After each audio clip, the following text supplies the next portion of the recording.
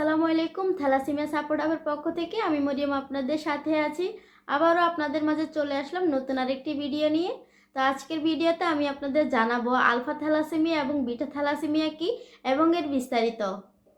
Alpha thalassaemia এই রোগের জন্য 16টি ক্রোমোজোমে উপস্থিত আলফা শৃঙ্খল উৎপাদনকারী জিনের মিউটেশন বা ডিলেশন দায়ী।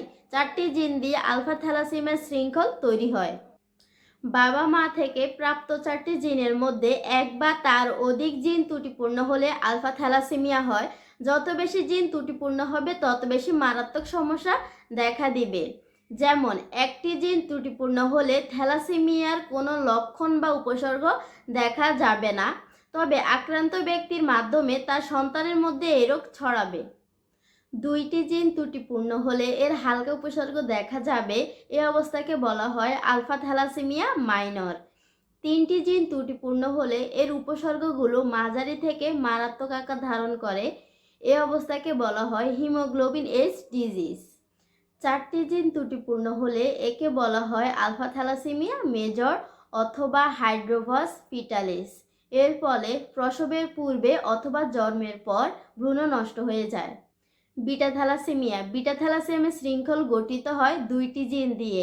বাবা মা থেকে প্রাপ্ত 4টি জিনের মধ্যে এক বা তার অধিক জিন ত্রুটিপূর্ণ হলে বিটা থ্যালাসেমিয়া হয়। যেমন একটি জিন ত্রুটিপূর্ণ হলে হালকা উপসর্গ দেখা যায়। এ অবস্থাকে বলা হয় বিটা থ্যালাসেমিয়া মাইনর। 2টি জিন ত্রুটিপূর্ণ হলে মাঝারি থেকে মারাত্মক উপসর্গ দেখা যায়। এ অবস্থাকে বলা হয় বিটা থ্যালাসেমিয়া মেজর অথবা কুলিস অ্যানিমিয়া। নবজাতক যেসব শিশুর এই সমস্যা থাকে তারা জন্মের সময় বেশি স্বাস্থ্যবান থাকে, তবে জন্মের পর প্রথম 2 বছরের মধ্যে এর উপসর্গ দেখা যায়।